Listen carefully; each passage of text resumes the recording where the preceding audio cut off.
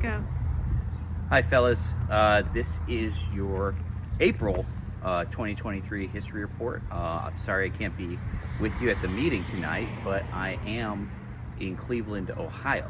And so I was looking around for some Irish history in Cleveland, Ohio, and I came up with a interesting story. It's not the usual kind of Irish history report I like to give. In Irish history, we have good, bad, and ugly. A lot of the good I talk about at Gettysburg and the heroics of the Irish Brigade, or the men of 1916 and the heroes of our independence struggle. The ugly is the famine, the Irish Civil War. Really, anytime that the English show up, it's probably going to be pretty ugly. But I want to talk about the bad for a moment. Like I said, I'm here in Cleveland, and I'm at this location. And behind me, you can see it says Kaboom. What is this, and what does this have to do with Irish history? Well, there was a guy called Danny Greene. And Danny Greene was an Irish-American kid born in the 1930s. And he became one of Cleveland's leading gang leaders. He had a gang called the Celtic Club that was one of the biggest gangs in Cleveland during the 1970s. He was actually involved in what they call the Cleveland Mafia Wars of the 1970s. And one year in the 1970s, over 30 bombs went off in Cleveland, Ohio, while there was this battle for turf. So who was Danny Greene? Well, Danny Greene was, as I said, an Irish-American kid. His mother died when he was very young. His father was very poor, couldn't take care of him. He had a very rough life. He was sent to an orphanage. And because of that, ironically, despite his criminal exploits, he had a great love for nuns and priests and would always help out orphans, which gave him a kind of a cult-like following in the neighborhood. But he became a union official with the Longshoremen's Union in the port of Cleveland. He was a corrupt official. He was taking money from the union workers. He was cheating out the longshoremen, and so eventually he was ousted from the union in the early 1960s. But his connections to the union had introduced him to some of the Italian mafia figures, and so he started becoming a fix-it man for these figures in the Italian mafia. Until at one point in the early 1970s, the leader of the Italian mafia died without having a clear succession plan about who was going to take over his crime family and who was going to run the rackets here in Cleveland. So Danny Greene said, why not me? He had this relationship with the mafia, but because when he was growing up in the orphanage, he had gotten into a lot of fights with Italian kids. He had this kind of love-hate relationship with the Italians. So he was plenty fine being a very unusual Irishman and saying, I can run the mafia just as well as these Sicilian guys can.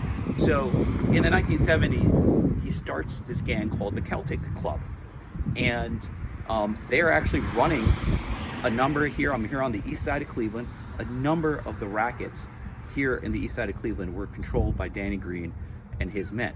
Now, obviously, the Sicilian mafia, the Italian mafia, did not like this at all. So they set out to kill him.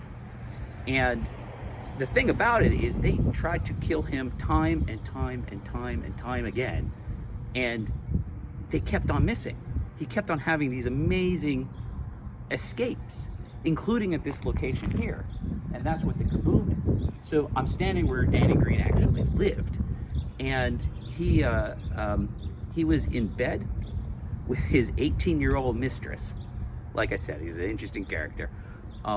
When a bomb went off that the Italian mafia had set.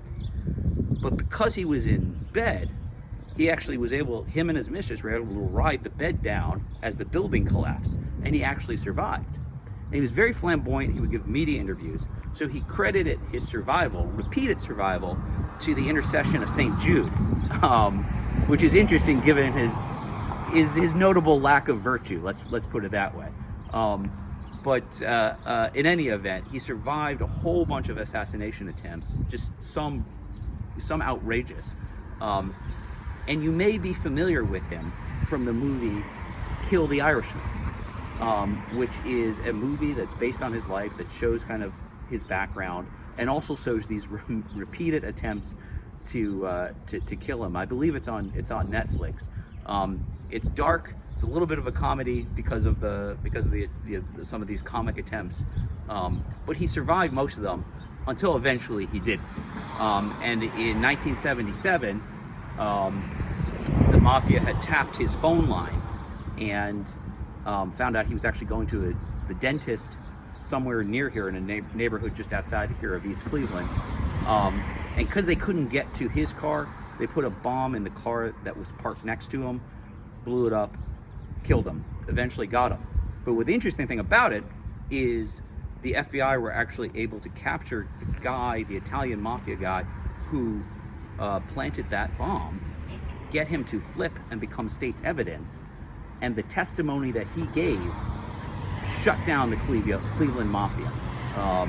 And so the Cleveland mafia was never the same after the assassination of Danny Greene because of the fact that the witness, that his assassin had flipped. So his story kind of dovetails with the history of the Cleveland mafia. Like I said, it's an ugly part, it's a bad part of Irish American history, but it is a part of Irish American history. And many cities across America at various points had gangs and criminal organizations and rackets run by Irish Americans. Up until fairly recently, Boston had, people might be familiar with the story of Whitey Bulger, who was running operations right into the 1990s in Boston until the FBI were able to shut him down. So, this is a part of our history. It is a part of our history that Irish Americans have been involved in these different things. Not something to be proud of, but perhaps a warning. So if you're ever here on the east side of Cleveland, I want to drive by, see this mural that says "Kaboom." You wonder what this is doing. Well, it's actually related to the story of Danny Greene. I'm not necessarily sure I'd recommend coming up here. It's a little bit of a rough neighborhood, but people are nice. If you go to the west side of Cleveland, that is the historic Irish neighborhood in Cleveland. And there's a lot of really good Irish pubs. I particularly recommend PJ McIntyre's. The Guinness there is absolutely top notch. So this is your April Irish American History Report. I hope you enjoyed it, and I'll see you guys in a couple of weeks. Slán.